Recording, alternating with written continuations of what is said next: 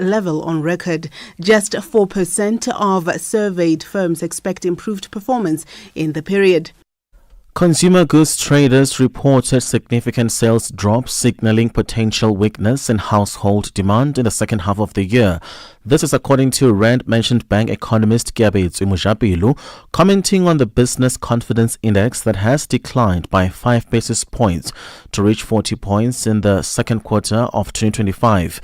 The research produced by the Rand Merchant Bank and the Bureau for Economic Research implies that only 4 out of 10 business respondents in the most cyclically sensitive sectors of the economy were satisfied with prevailing business conditions. Respondents flagged ongoing global trade uncertainty and persistent local logistical challenges as key drags on business prospects. Mojapelo elaborates. Consumer goods traders reported significant sales drops, signaling potential weakness in household demand for the second half of the year. Retail trade conditions also worsened slightly from the first quarter, with confidence dropping 8 points to 42, a level mirrored by motor dealers. Still, respondents remain relatively optimistic about business conditions and sales volumes, indicating that consumer resilience persisted. In the construction sector, particularly residential, contractors have yet to feel the benefits of past interest rate cuts, including last week's. These rate cuts may not be sufficient to reverse the trend. At least 3 South African political parties, the Economic Freedom Fighters, the Umkhonto weSizwe Party and Action SA, in the Standing Committee on Finance have raised concerns over the fuel levy increase in this year's budget. The committee met alongside their colleagues from the National Council of Provinces to consider the 2025 fiscal framework and revenue proposals as tabled by Finance Minister Enoch Godongwana last month. Godongwana announced a 16 South African cents per litre increase for petrol and 15 cents per litre for diesel. EFF MP in the Finance Committee, Umphile Mautwe. We reject the fuel levy increase. Beyond just the socio-economic impact, to the 4.1 billion is not worth the consequence of increasing the fuel levy. And I'm not saying this because we lost in court yesterday. It's not a political grandstanding or anything. It's just the concern about how this will impact on our people. The South African rand was weaker in early trade today ahead of local first quarter current account data. At 8 o'clock Central African time, the rand traded at 17 rand 84 cents against the dollar, about 0.2% weaker than Wednesday's close. The South African Reserve Bank will publish the country's first quarter current account data today, with business analysts expecting a deficit of 0.9%, wider than the 0.4% deficit reported in the previous quarter. Let's have a look at financial indicators at this hour. $1 in Nigeria is trading at 1,000 naira 579, Botswana 13 pula 29. Kenya, the dollar is at 128 shilling 552, Zambia 26 kwacha 30. BRICS countries, $1 in Brazil is at 5 real 63, Russia 78 rubles 95, India 85 rupee 85, China 71.18, South Africa $1 is at 17 rand 82 cents, $1 is 73 pence to the British pound and 87 to the euro. Commodities: gold is at $3,371, platinum at $1,115 per ounce. The price of Brent crude oil at $65.18 a barrel. That is all for now. For any business stories you'd like to share with us, please send us an email to newsroom@channelafrica.co.za, or you can call us on +27 117144459. For Channel Africa Business, I am Chanduko Ligenge.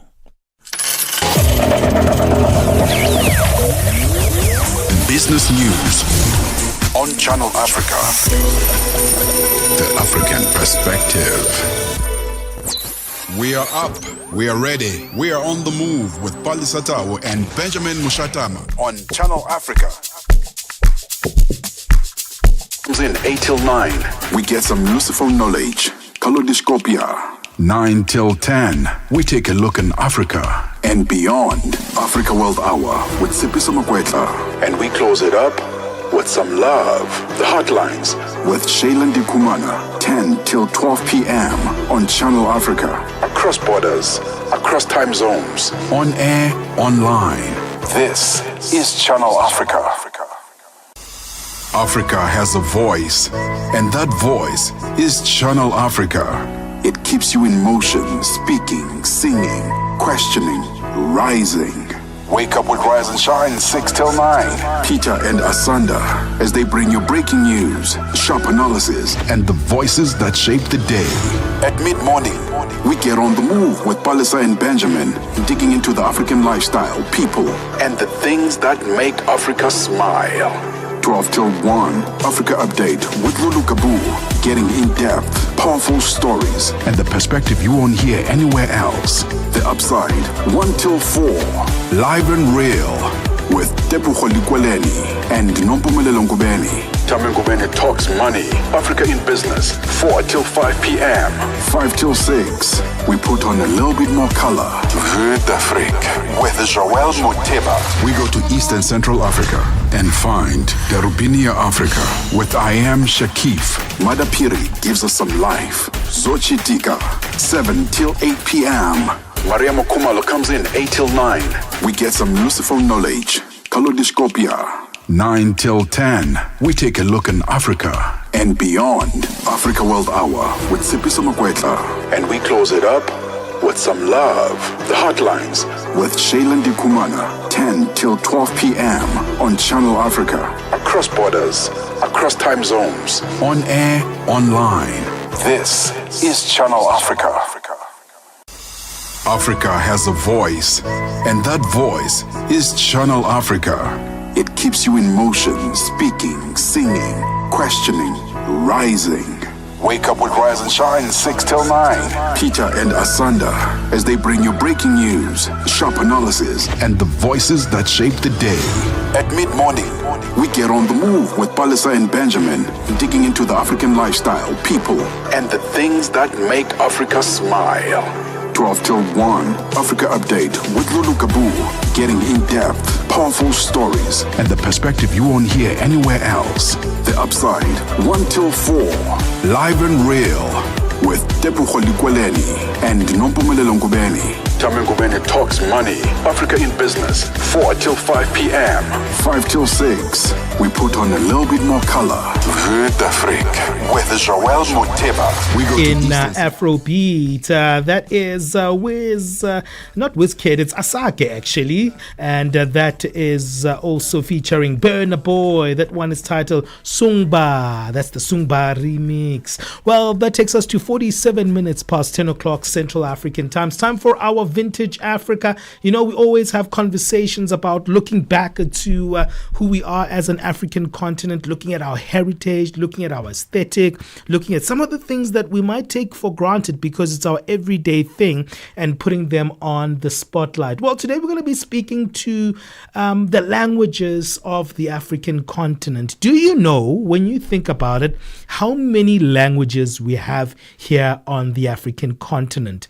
And we're talking just not about those that are original from particular variations, but we are talking about when they are a result of multiple variations. How many do we actually have in terms of languages on the African continent? And when I tell you this number, you will understand how powerful we are and how creative we are as Africans. Did you know that Africa is estimated to have between 1,500 to 2,000 distinct languages? And in other places, they actually scale them up to saying actually these languages can actually amount to 3,000. And, you know, a quarter of these languages is very interesting that they come from actually one country. Nigeria is home to over 500 of variations of languages. I didn't know that. And you might be asking, how is that the case? And why do we need so many of these languages? And where do they actually come from? And how were they actually manufactured? Well, African languages were formed with many different combinations of factors. One being the fact that we have migration patterns that have been very, very much a historical factor for us here on the African continent. And the fact that we've borrowed each other's languages also gives us the fact that we've got multiple hues of these particular languages.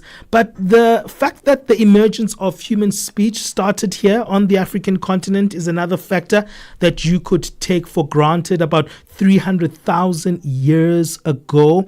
And some of the oldest languages or family of languages actually from the African context, when you think about the Afro-Asiatic groups, when you think about the Niger-Congo groupings, the Nilo-Saharan, and also the Khoisan. But another expansion of these languages comes from what is called the Bantu languages. We have a couple of them here in South Africa. Variations of them, which are Zulu and Xhosa, etc. And they actually don't originate here in South Africa. A lot of South Africans would think that the Bantu language is a solely African context. But no, it's actually originating from Cameroon and then started spreading eastward of the African continent and afterwards southward, and has a huge dominance in the languages here in sub-Saharan Africa. Well, that's where I'm going to leave it. Keep checking, and I always encourage you to look back and reflect on African languages and the African context, African history, but also don't just look at something and say, no, it's supposed to be that way. No, research it. Tune in and turn up the volume. This is Channel Africa.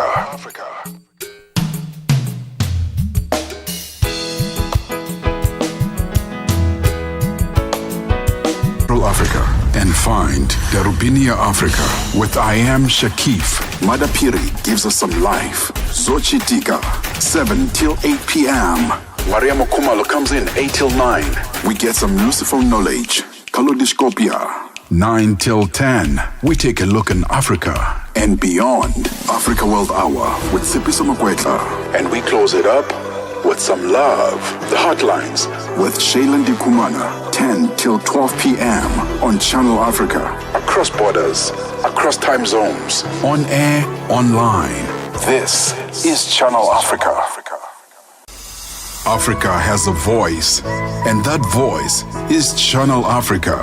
It keeps you in motion, speaking, singing, questioning, rising.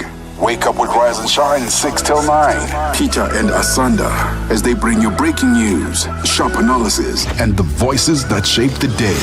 At mid-morning, we get on the move with Palisa and Benjamin, digging into the African lifestyle, people, and the things that make Africa smile. 12 till 1, Africa Update with Lulu Kabu, getting in-depth, powerful stories, and the perspective you won't hear anywhere else.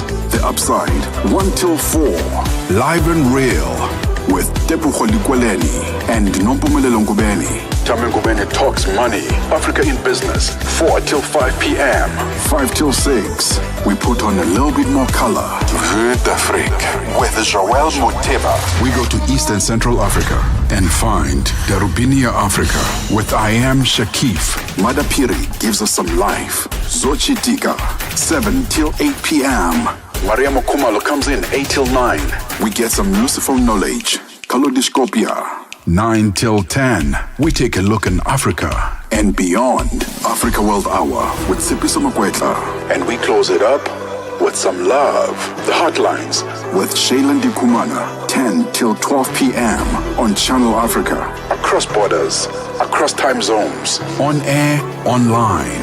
This is Channel Africa. Africa has a voice, and that voice is Channel Africa. It keeps you in motion, speaking, singing, questioning, rising. Wake up with Rise and Shine 6 till 9. Peter and Asanda as they bring you breaking news, sharp analysis, and the voices that shape the day. At mid-morning, we get on the move with Palisa and Benjamin, digging into the African lifestyle, people, and the things that make Africa smile. 12 till 1, Africa Update with Lulu Kabu, getting in-depth, powerful stories, and the perspective you won't hear anywhere else. The Upside, 1 till 4, live and real, with Tepuho Likweleni and Nompumelelo Ngubeni. Tame Ngubeni talks money, Africa in business, 4 till 5 p.m. 5 till 6, we put on a little bit more color. Vue d'Afrique with Joel Moteba. We go to East and Central Africa and find Darubinia Africa with I Am Shakif. Madapiri gives us some life. Zochitika, 7 till 8 p.m. Mariamo Kumalo comes in 8 till 9. We get some useful knowledge, not just reporting history, but shaping the conversations that define Africa's future. For brands, media planning, and advertisers, Channel Africa is more than just a company. It's an evolution. We find community shows, covering current affairs, sports, business, music, and lifestyle. We deliver an engaging African audience ready to connect, invest, multi-award-winning, internationally recognized, digitally accessible, Africa speaks, voices, and Channel Africa makes sure for business, for culture, Africa, Channel Africa, because Africa's voice is the future. Africa is a story, a living, for 5 decades now, one voice has told like no other. Channel Africa. More than just a broadcaster, Channel Africa is the pulse of the continent. African deeply rooted in its heritage. It's the only international station that speaks to you. With only voices, English, Kiswahili, Chinyanja, French, and Portuguese. The languages that unite a billion people. We have been there through every shift, every milestone, and every triumph. Not just reporting history, but shaping the conversations that define Africa's future. For brands, media planning, and advertisers, Channel Africa is more than just a platform, it's an opportunity. With 25 quality shows covering current affairs, sports, business, music, and lifestyle, we deliver an engaging Pan-African audience ready to connect, invest, multi-award-winning, internationally recognized, digitally accessible. Hey, that is one that we can call a classic, a modern classic here in South Africa. That is Kutu with one titled Melody. It's 56 minutes past 10 o'clock Central African time. Hey, man, we're going into the final hour of On the Move, and we've got a very, very interesting one. Separation anxiety. Do you ever have that with your family members, or most importantly, your children? Maybe you drop off your child at daycare and you're like, oh no, man, why am I saying goodbye? Or it can be constant, because you could be having a constant worry when it comes to your child, and you could be thinking, what if something happens to them today? And you're at work the whole day and you're just considering that fact, that there might be something wrong that could happen to my child. And as much as you know that they are in a secure environment, you know that, everything is fine. But whenever you get that separation from that person that you love, you feel a sense of worry, a sense of anxiety. And that's what we're going to be talking about today in our parenting feature. It's an important one because you sometimes have to let these kids go. You have to let them be. And most of the time, we curb their, or we disturb their development by actually trying to be overprotective. And most of the time, we just always there, and we just surrounding them, whether they're in the playground and maybe you're out with family, or you may be out and about, and you're just holding on to them and you don't want to let them go. And that's what we're going to be talking about. When do you let a child go and let them just be, even in the context of a home environment? Because I think sometimes we even attach that separation anxiety even within our homes, where you always have to feel like you're in the same room as your child to make sure that they're super, super safe. So we'll speak a little bit about that emotional tug of child and parent separation anxiety. And at times it's not just the parent. Sometimes the anxiety is the other way around. The child is the one when you walk away, and they're the one who freaks out and they cry or they feel a sense of emotional loss when you leave them. So Dr. Carol Chakua is going to help us on that one, a psychologist and parent coach. Well, wrapping up the morning news, let's cross over to our news team.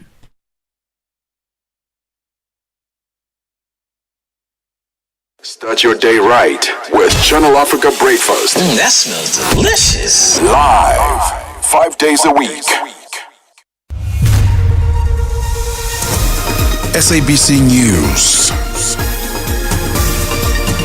The African Perspective. Thank you, Benjamin. Looking at your top stories, the World Bank to resume funding to Uganda, and the global community marks World Environment Day today. Your latest news. Greetings to our listeners.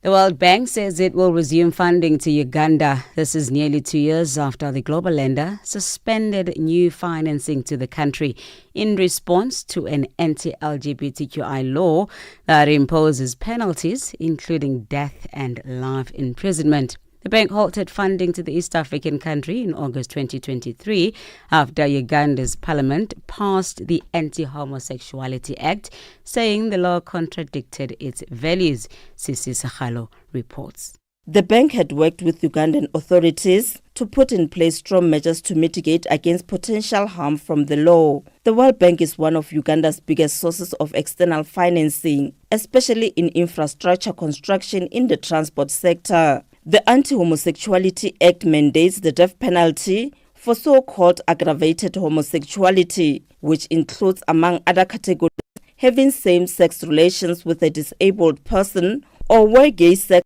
results in transmission of a terminal illness to a victim. The president of Mozambique, Daniel Chapo, is visiting Malawi on a 2-day official visit. He arrived at the country's Kamaro International Airport this morning.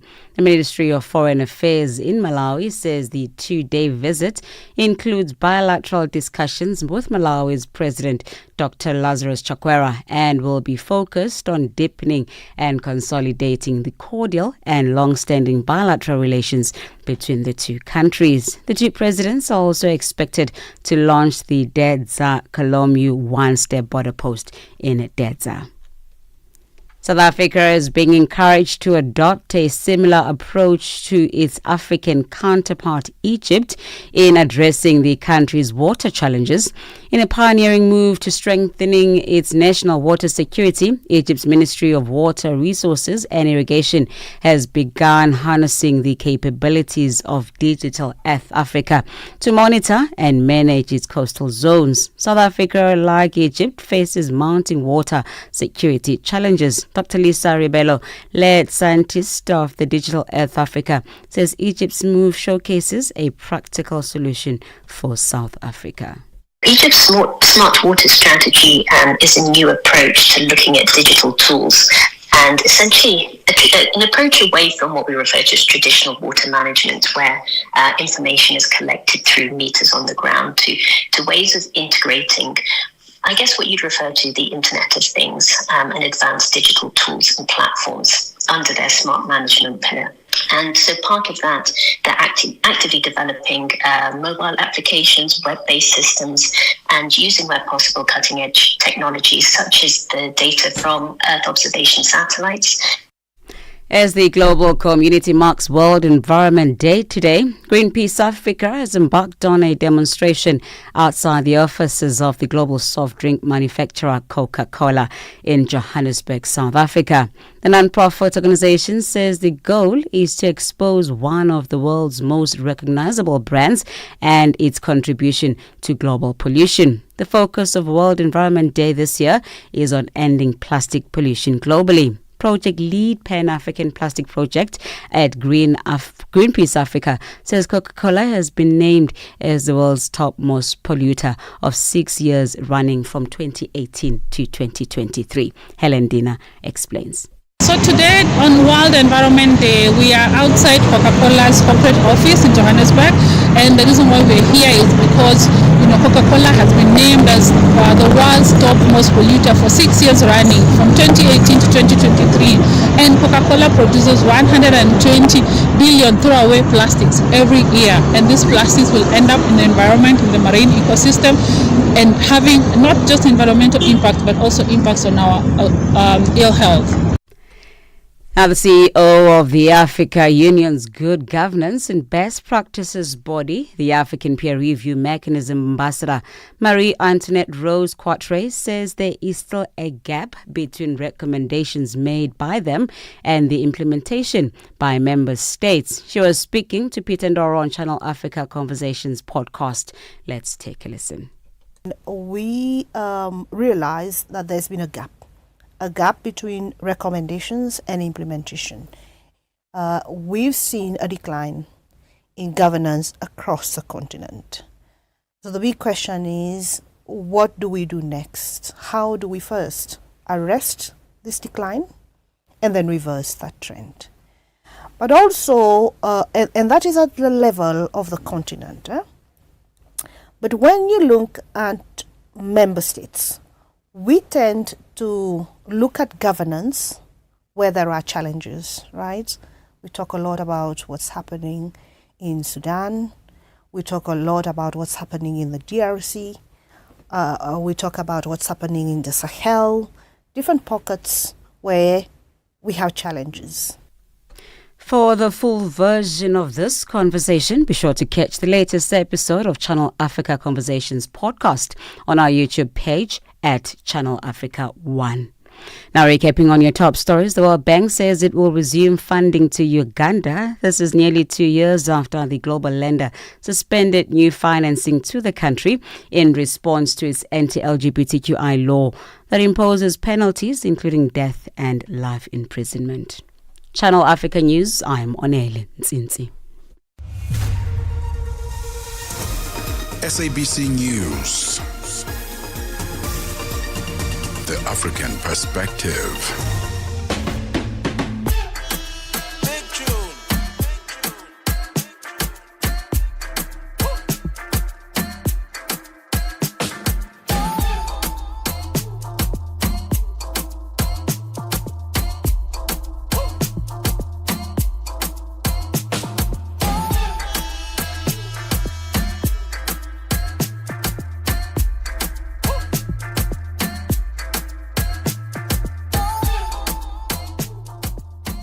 Thank you very much, Onele, for that update. I'm having a very interesting season with my son right now because I do a lot of video calls with him. And when he was younger, he used to love the video calls, right? When he was like a few months, he's still very, very young. He's still like 1 year. He's only turning 1 year now. But when he was young, he used to really love it. And as he was growing, I used to greet him and he would greet me back and whatever. But now when he sees me on the video call, he just looks away. I think he's like, no, you should be here in real life. You shouldn't be there. You shouldn't be on that screen. You should actually come here so I can see you for real. So now he just completely ignores me. And I'm like, how? What's going on now? So I always have to now travel to him to see his beautiful face, because when I video call him, he's just sour. Really, really sour. He just looks at me and looks away and plays and does all these other stuff that he actually wants to do. But attention on daddy. Forget about that. And I think it's kind of related to what we're talking about right now, but it's not the same thing because he doesn't cry or, do anything like that. But Have you ever had a moment with your child where you like, it's actually difficult to separate from them? It's either from your perspective as a parent or as a guardian, or they themselves, it's just difficult from them to tear themselves away from you, whether you're taking them to a school or whether in the house context where they're just following you around and they just never find a moment just to be by themselves and do whatever they have to do. Of course, you have to check up on a child now and then, but at times I think we are so engaged with our children that we just never let them be. We just never separate ourselves from them.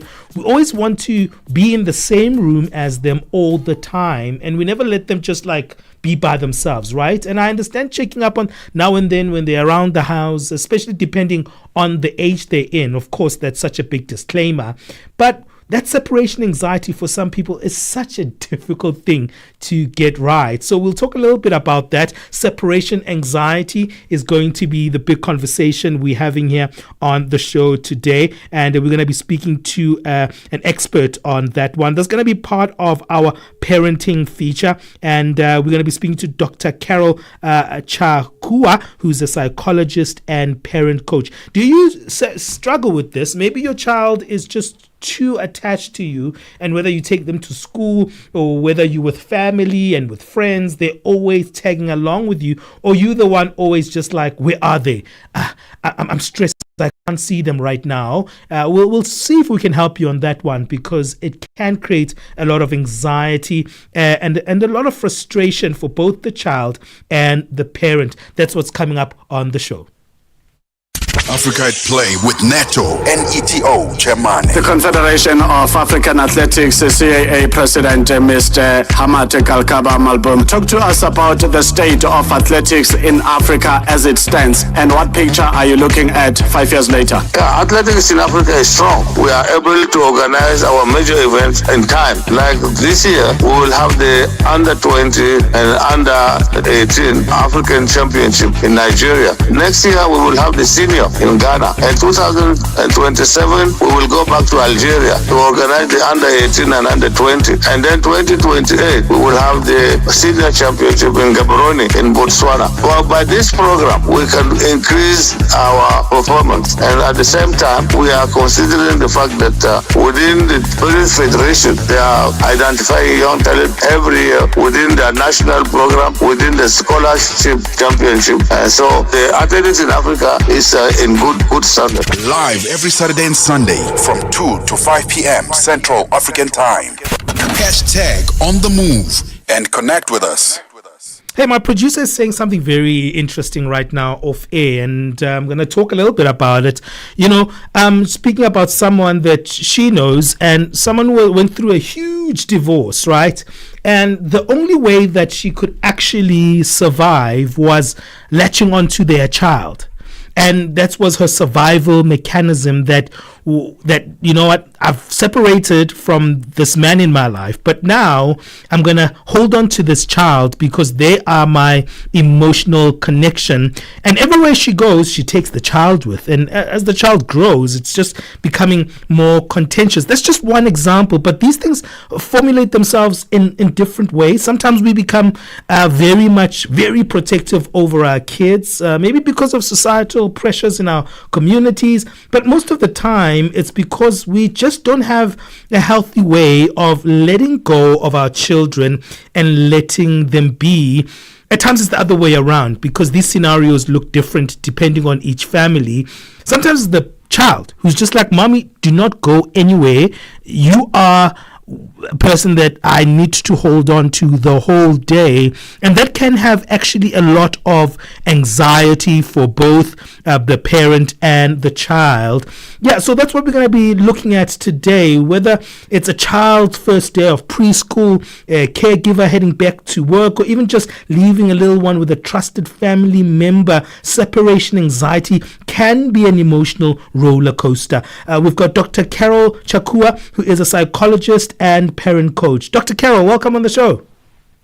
Thank you very much. Such an honor to be here. How are you? I'm pretty cool, and I'm really happy about this conversation because I was making my son an example, but I don't think this is separation anxiety. But let me use this example just to clarify as we define what separation anxiety is. When my son was a little bit, he is still here. He's 1 year just in a few days' time. So when he was younger, I used to video call him a lot and say hi, hey, how are you doing? And he had a lot of interest in the video calls. But now the older he gets, a few months later, he's not really interested in talking to me on the video call, and he just walks away. He's like, no, I'm cool, I don't want to chat with this guy. But that's not the separation anxiety. Maybe I'm the one who's like, oh, come back on the video call, come talk to daddy. But that's not what you're talking about. It's something more serious, isn't it? Yes. When we're talking about separation anxiety is when the child really just gets super emotional. They could be crying. They could be shouting. Sometimes they even are violent, just hanging on to a parent and being very, very clingy at specific times when they're being separated from their parents. So that's from just normal disinterest, because children have a very short interest span. They're like, oh, dad is there. The moment they see you and you have had a chat, they feel the connection, they feel safe, and they're ready to move on. So it's different for sure. Yeah. And let's talk also the fact that also a parent can suffer from the anxiety itself. Right. It's true.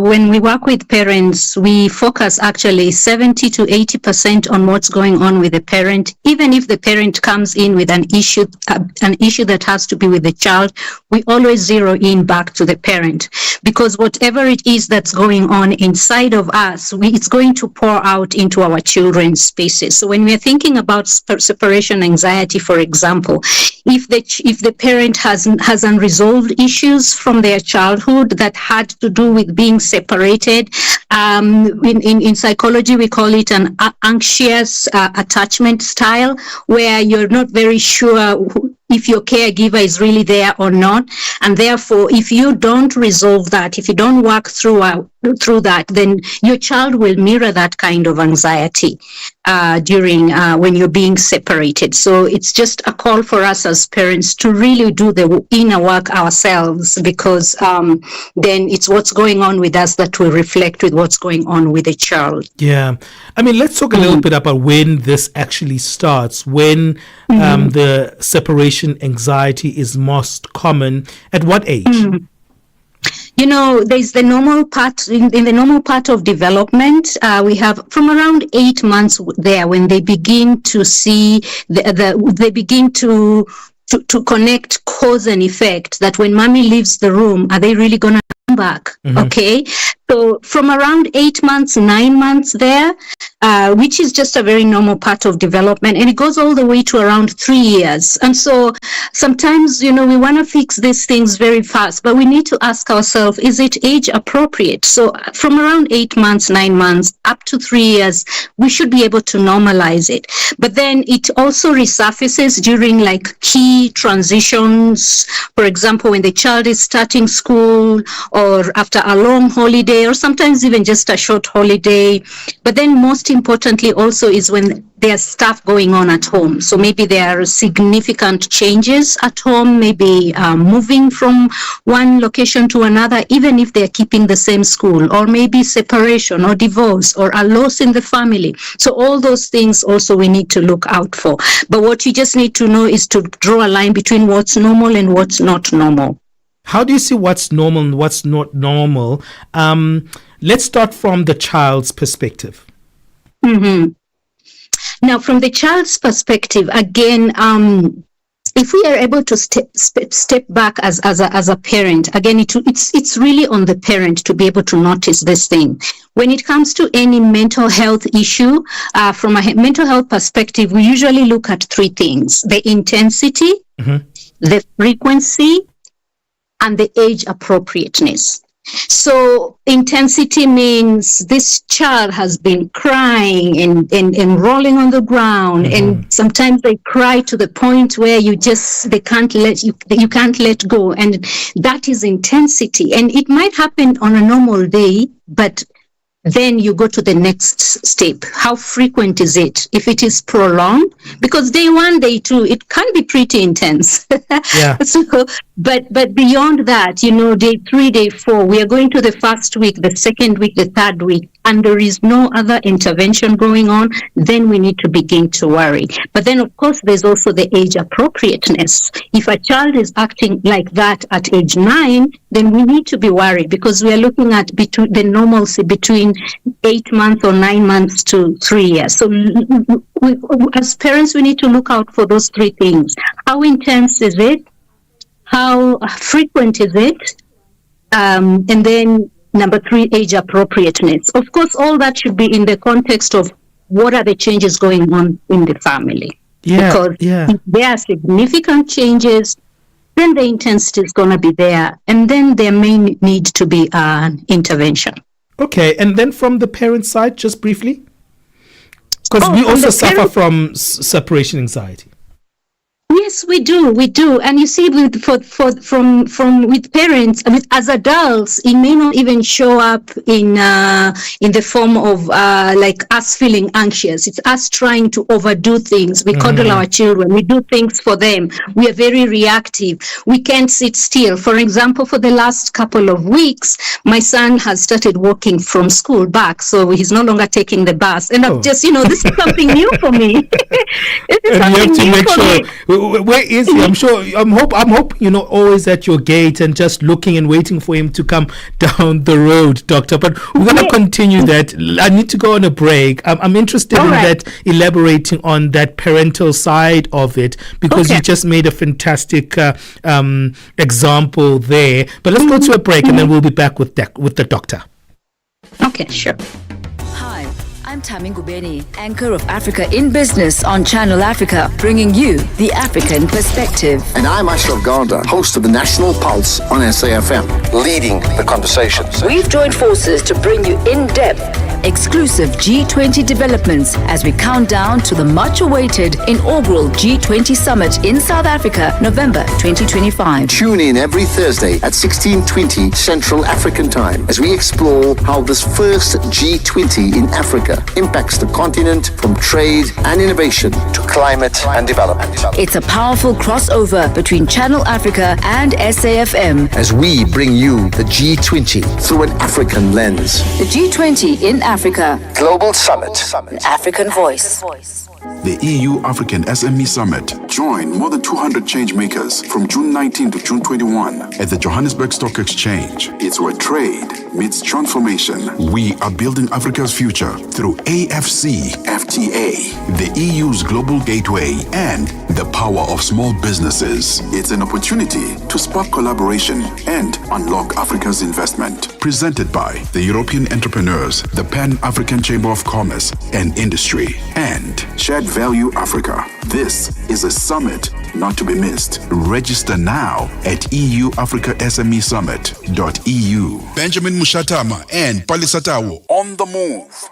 Hey, we are looking into our parenting and family corner feature today, and the theme is looking at separation anxiety. Dr. Carol Chakua is joining us. Dr. Carol is a psychologist and parent coach. Dr. Carol, let's speak about the fact that you were giving us that example about the fact that there's a change of routine in your context where your son is no longer using the bus but now is actually walking back home. You can continue with that example. Yes. So, well, what that has meant for me. I mean, I think, we did all the dry run and the practice, and we walked and we were all set and ready until week 1, it's fine. Week 2, I'm beginning to worry. And now I am a parent coach. I do this work. So I'm aware when I'm worried, but I'm human too. So I find myself just, if I'm away from the house, I have to make sure that I am in the house like 10, 15 minutes before he arrives. And then I find myself just getting anxious, like you were saying, looking out at the gate to see if he's coming. There's a day he delayed and I had to call other parents, and I'm like, is school out? So that anxiety is very normal. And so for other parents, and especially if you're not aware, it's just this sense that the guilt that you feel when you're leaving your child, when you're stepping away or second guessing your decision to leave, especially when the child starts crying, you're like, should I stay? Should I go? Even when you know that you should be going, over checking like I have been doing the past couple of days, or just hovering over them. If the children are older, calling multiple times. I mean, I've been guilty of all this because even when my son went to school when he was 2.5 years old, the first 2 days I stayed at the parking lot. I kid you not. I did not go. I just waited for him. So that's extreme. And that's why I've had to do this work on myself to really learn how to let go of my child. So, when you're saying goodbyes, you're lingering there, just being, that kind of helicopter mom, just being all over them when they are there and just passing down your anxiety. We have this statement, we have this parenting styles nowadays that we have, like the new one that is called the lawnmower parenting. Okay. The lawnmower parent is the one who clears the lawn, making sure they are clearing all the obstacles so that when the child comes, they find no obstacle at all. When we are those kind of fixers, helicopter parenting, hovering over them, over coddling, that's a sure sign of separation anxiety. And also difficulty trusting others, difficulty trusting the nanny, difficulty trusting the people that you're leaving the child with, maybe if it's dropping them to school, feeling that only you can meet their needs. So it's all those things. It shows up in all those different ways. And what are the implications of that kind of attachment? Oh, you are sending very clear messages to the child. Number one is that the child is not capable of taking care of themselves. Okay. And two, you as a parent, you're not capable of providing security, So over time, and that's what once that is done and you send that message when they are young, they also grow up with issues of anxiety. I think you were talking, when I just came in, I was listening into you about a conversation you were having about someone going through a divorce and they're just finding themselves very clingy. So that's anxious attachment style, or anxious avoidant attachment style. So it shows up in your relationships later on. You become clingy, you become vicious when someone is trying to leave you, or a relationship is ending, or you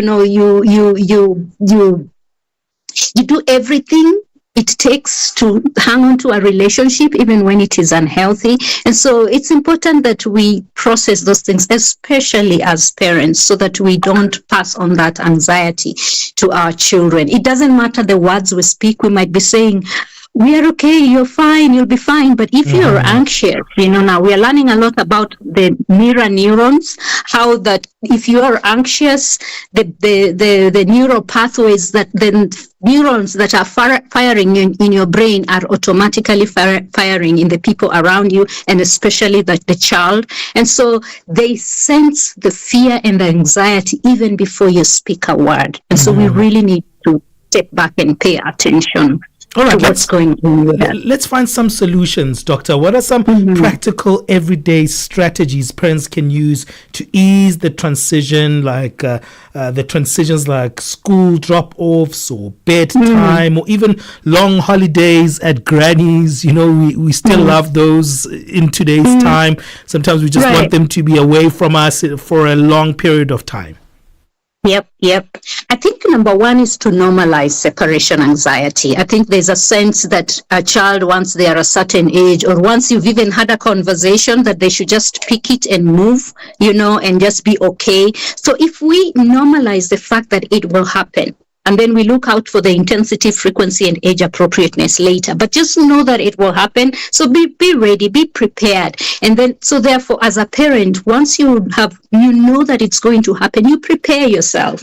You do whatever meditation, mindful exercises that you need to do, even way in advance. For example, if it's a school drop-off, wake up a few minutes early and just be mindful of yourself. Take care of yourself first. Brace yourself for what might The keyword here being might, because they might or might not. Yeah. So that's just being mindful. But beyond that, I think you need to do practice sessions with your child during the calm times. Don't try and teach your child when you are not calm.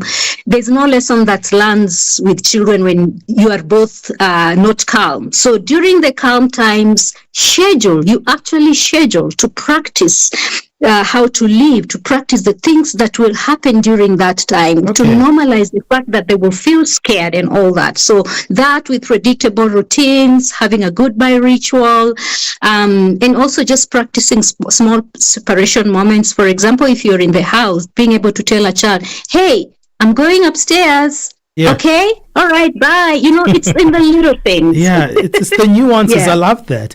And, earlier on, you were making an example about, when there was a huge transition for you and your son, the fact that you started actually walking with him together to the school. So to participate in that transition, to also, if there's a huge transition, to make sure that you ease yourselves with your child, but you also can participate in the change with them so they get used to that change.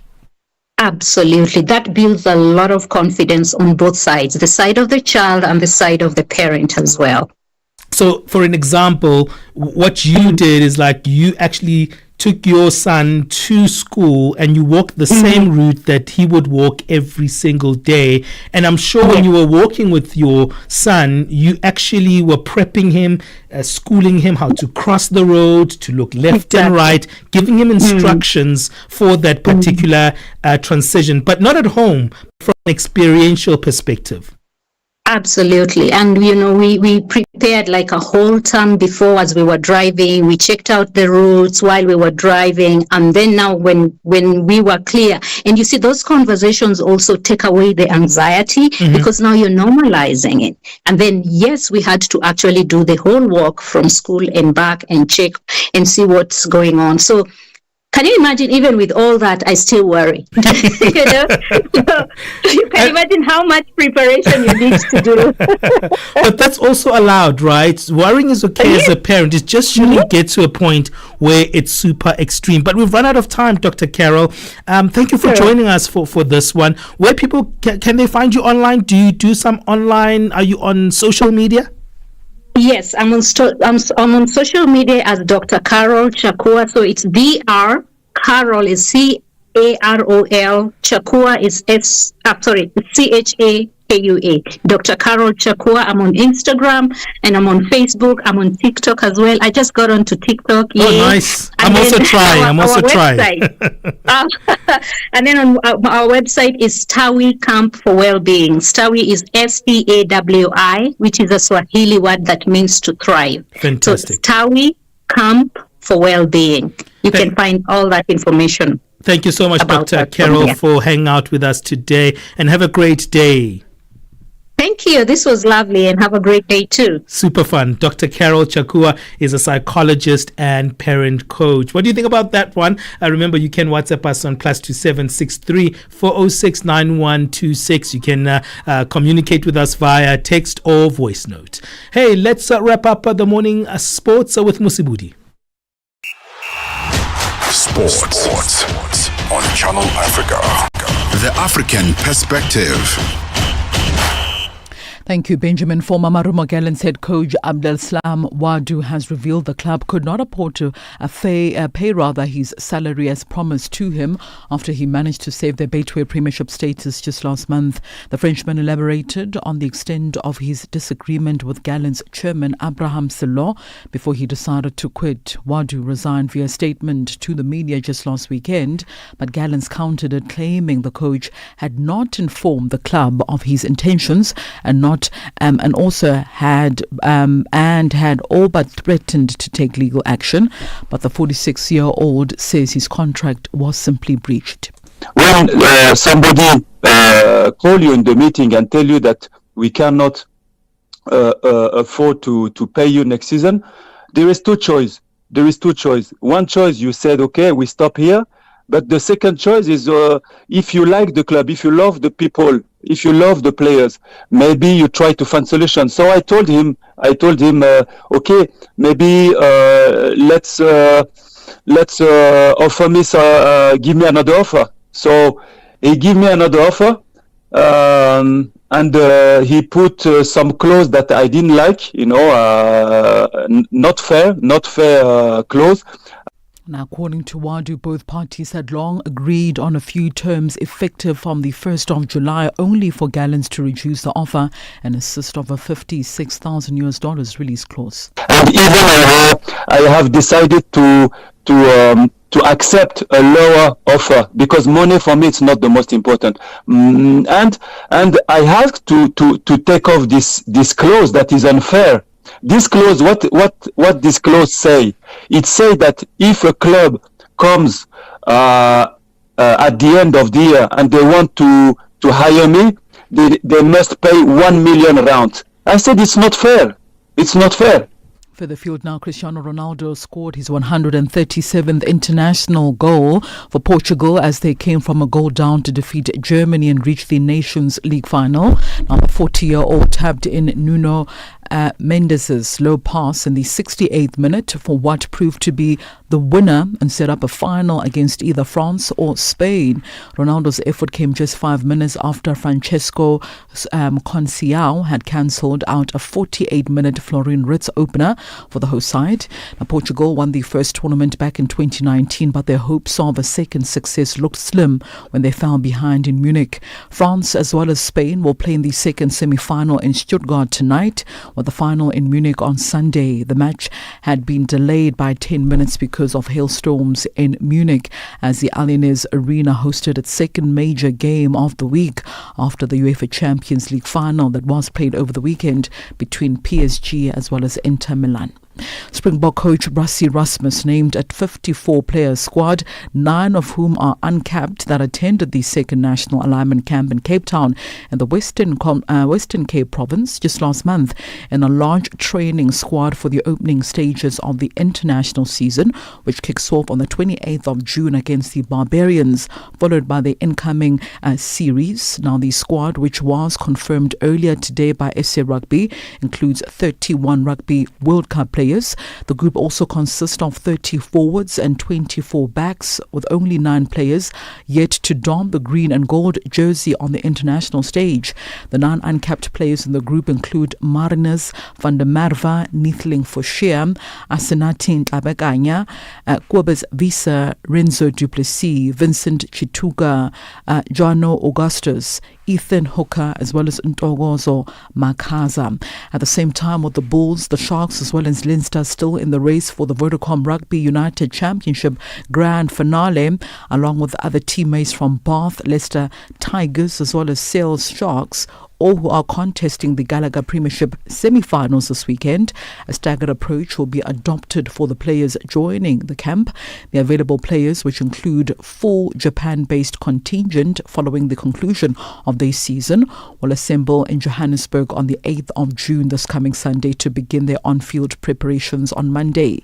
The remainder then of the players will join the squad as they complete their club commitments. 5 players, including the likes of Frans Maherba, El Rukhlo, Ben Jason Dixon, John Ferry, as well as Trevor Nyakanye, have not been included in this box squad due to injuries.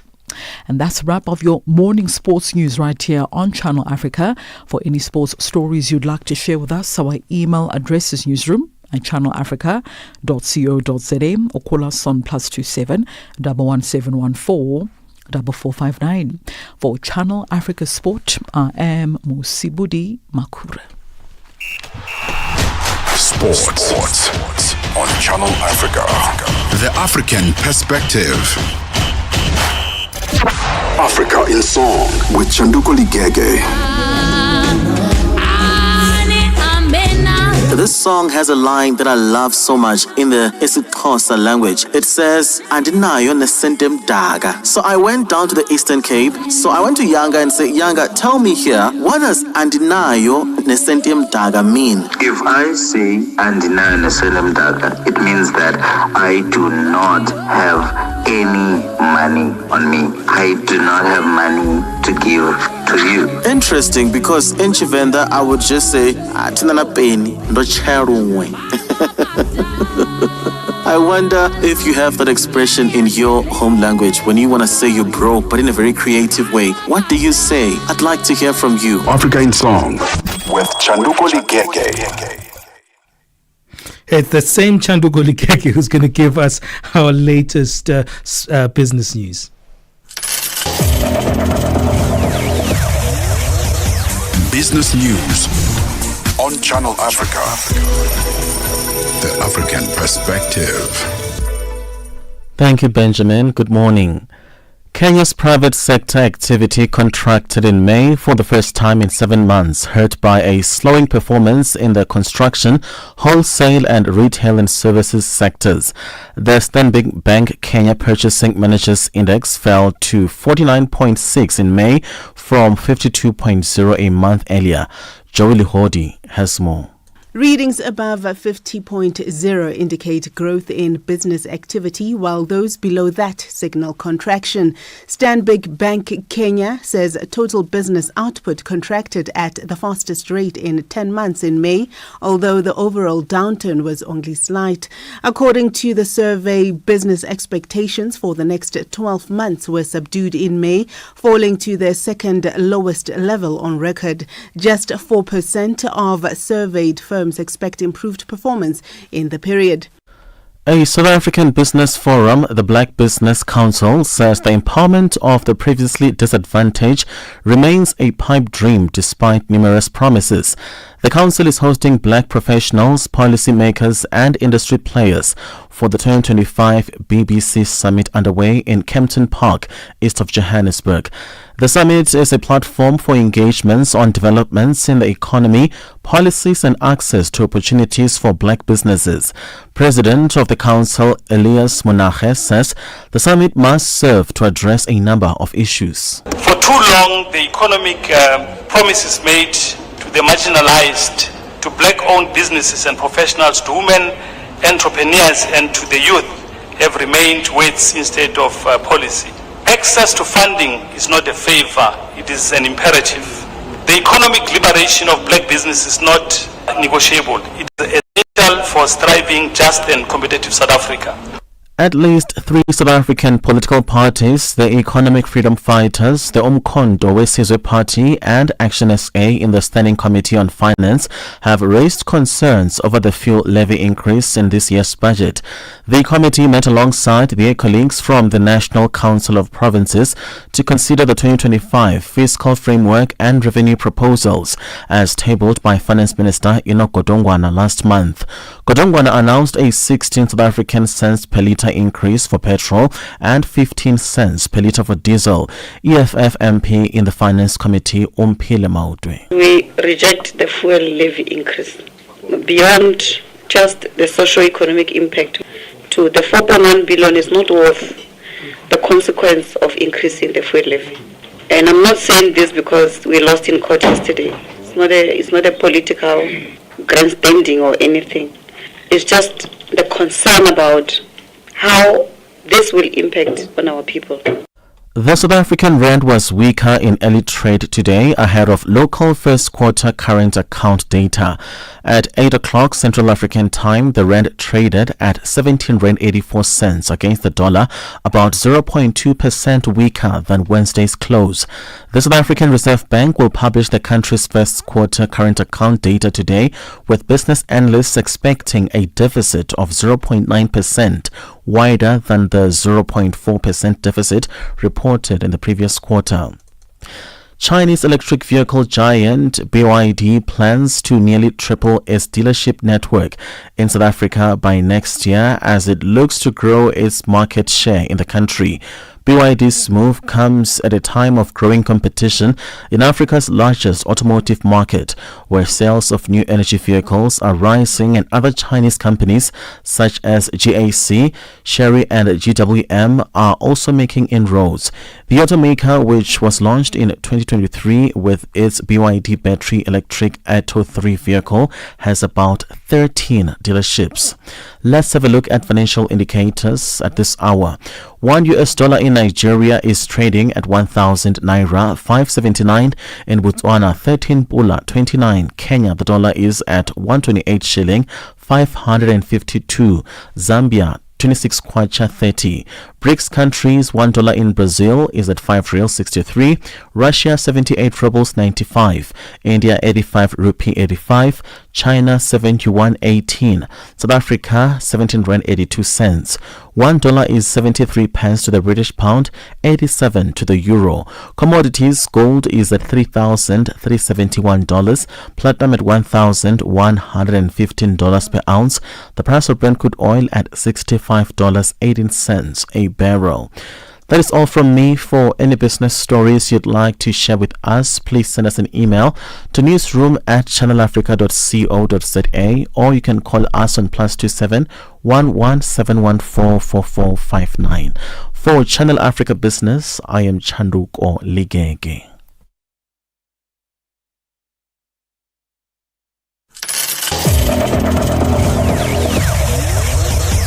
Business news on Channel Africa. The African perspective. The Morning Switch Weekend with the Shy Guy. The Shy Guy, a Morning Switch. Have you ever listened to a song and then it gives you goosebumps? Cause it takes you way back in the 80s. My goodness. Hey baby.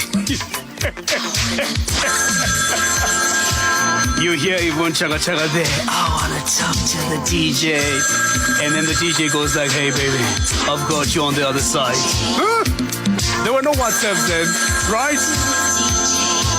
There were no sliding in the DMs at the time. Oh man. Your weekend mornings are activated with the Shy Guy on the Morning Switch. The rhythm of Africa, the pulse of the continent. This is Channel Africa, the African perspective.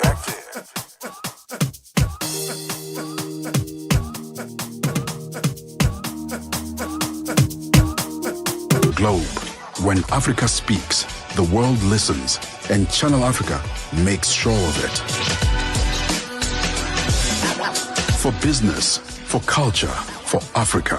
Partner with Channel Africa, because Africa's voice is the future. Africa is a story, a living, breathing, ever-evolving masterpiece. And for over 5 decades now, one voice has told it like no other. Channel Africa. More than just a broadcaster, Channel Africa is the pulse of the continent, African-led, African-run, and deeply rooted in its heritage. It's the only international station that speaks to Africa in its own voices: English, Kiswahili, Chinyanja, French, and Portuguese. The languages that unite 1 billion people. We have been there through every shift, every milestone, and every triumph. Not just reporting history, but shaping the conversations that define Africa's future. For brands, media planning, and advertisers, Channel Africa is more than just a platform. It's an opportunity. With 25 compelling shows covering current affairs, sports, business, music, and lifestyle, we deliver an engaging Pan-African audience ready to connect, invest, and act.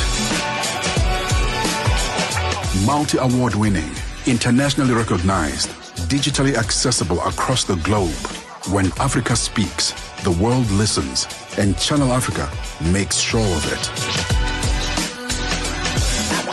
For business, for culture, for Africa. Partner with Channel Africa, because Africa's voice is the future.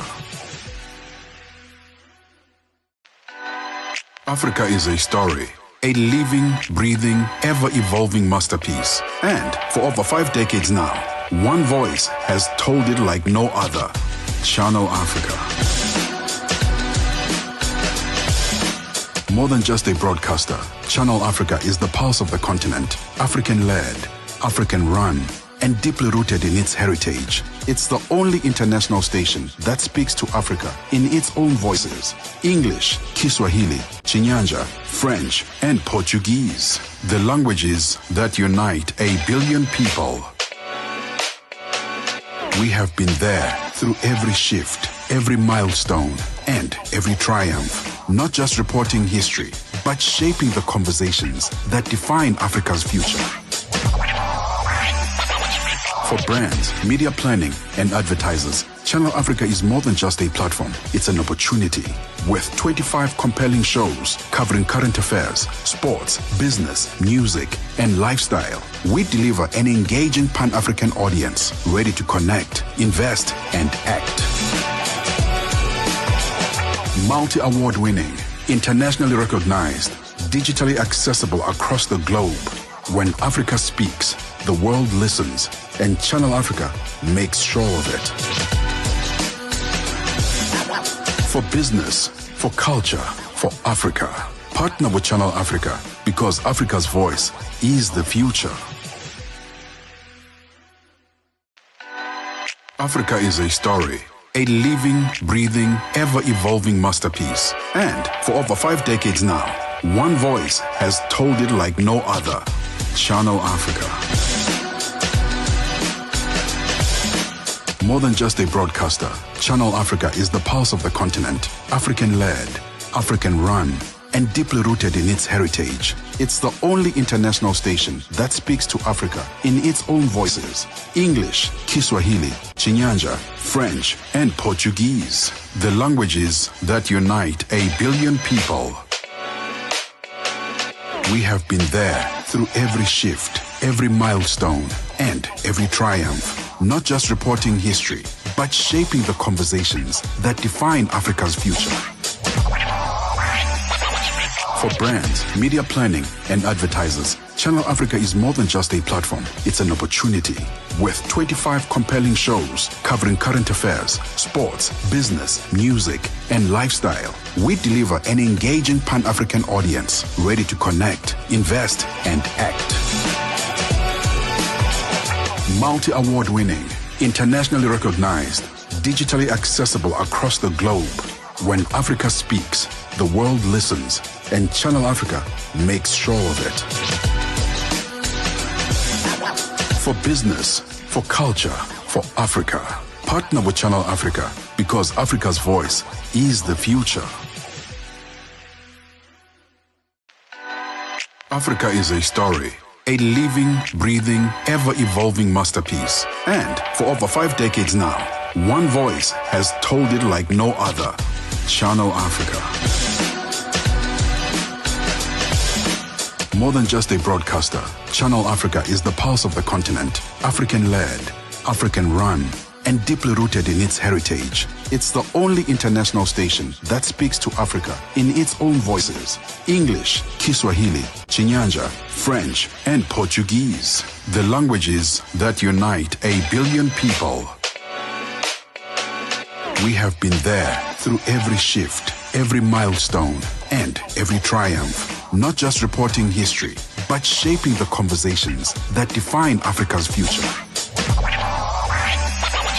For brands, media planning, and advertisers, Channel Africa is more than just a platform. It's an opportunity. With 25 compelling shows covering current affairs, sports, business, music, and lifestyle, we deliver an engaging Pan-African audience ready to connect, invest, and act. Multi-award winning, internationally recognized, digitally accessible across the globe. When Africa speaks, the world listens, and Channel Africa makes sure of it. For business, for culture, for Africa, partner with Channel Africa because Africa's voice is the future. Africa is a story. A living, breathing, ever-evolving masterpiece. And for over 5 decades now, one voice has told it like no other. Channel Africa. More than just a broadcaster, Channel Africa is the pulse of the continent. African-led, African-run, and deeply rooted in its heritage. It's the only international station that speaks to Africa in its own voices. English, Kiswahili, Chinyanja, French, and Portuguese. The languages that unite 1 billion people. We have been there through every shift, every milestone, and every triumph. Not just reporting history, but shaping the conversations that define Africa's future. For brands, media planning, and advertisers, Channel Africa is more than just a platform. It's an opportunity. With 25 compelling shows covering current affairs, sports, business, music, and lifestyle, we deliver an engaging Pan-African audience ready to connect, invest. Have you ever had that? Did you know what?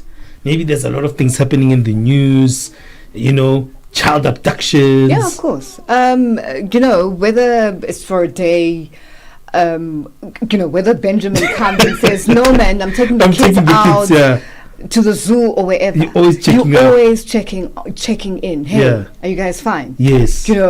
Because in today's world, you don't know. Yeah. I was telling my kids that we used to walk to school.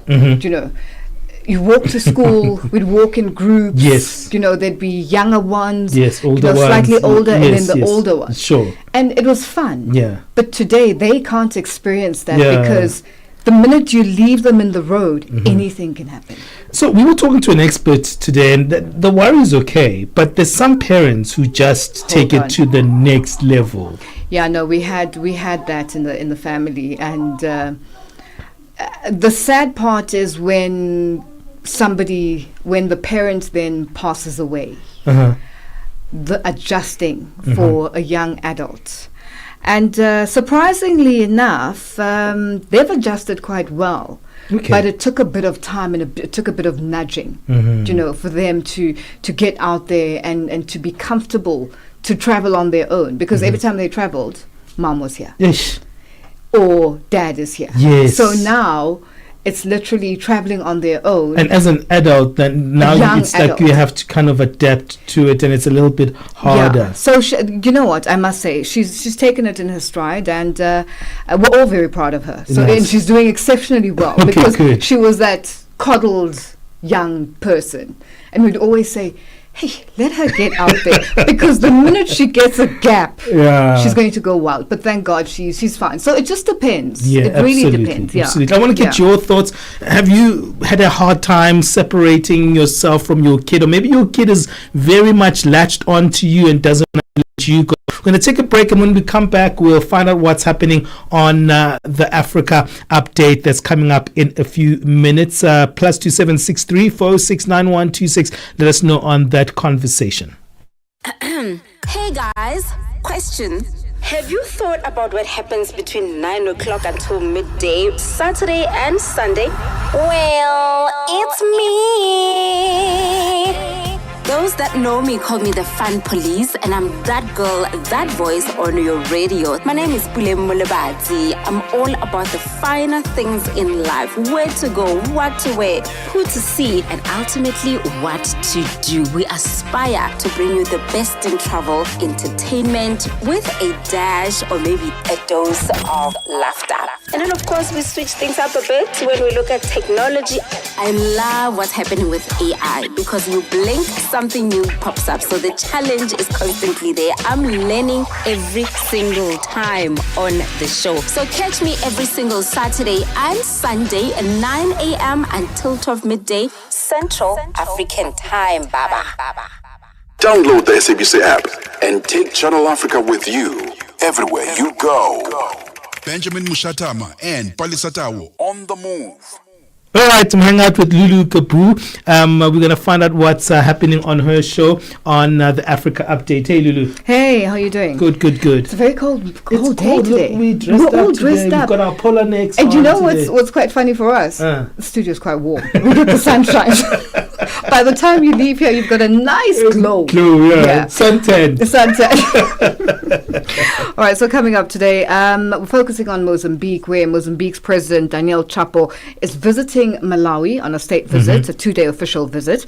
He arrived this morning there. So we'll unpack exactly what this visit is about, bilateral relations and so on. Mozambique and Malawi have always had a long-standing relationship, So Dr. George Chaima, who is a political and economic analyst, will unpack for us what we should expect to come out of this state visit. And then ECOWAS, a court of justice, is expected to host its inaugural moot court All right, competition. Okay. In Niger, in Niger, in Nigeria. So basically, it's all about strengthening the protection of displaced and stateless people. So they're going to be focusing on that, and we'll unpack exactly what we should expect and what people should learn from this and what it means.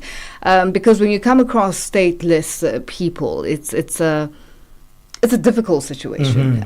You have no identity, basically, because you're in a crisis. You're in a crisis, so to speak. You're stateless. You don't belong to any state, any country. So it's a difficult one, especially when then there are children involved. You have children, and it becomes a ripple effect. So we'll be unpacking all of that and a lot more. It is a blood month in South Africa, and as always, the National Blood Service is always asking for blood. So we'll also be focusing on that story. So it's a very interesting one. All right, looking forward to it. She's back with us today. It's good to have you back, Lulu. Well, we're going to be leaving you with some music. This one is Che Che featuring Diamond Platinums. Until next time, God bless.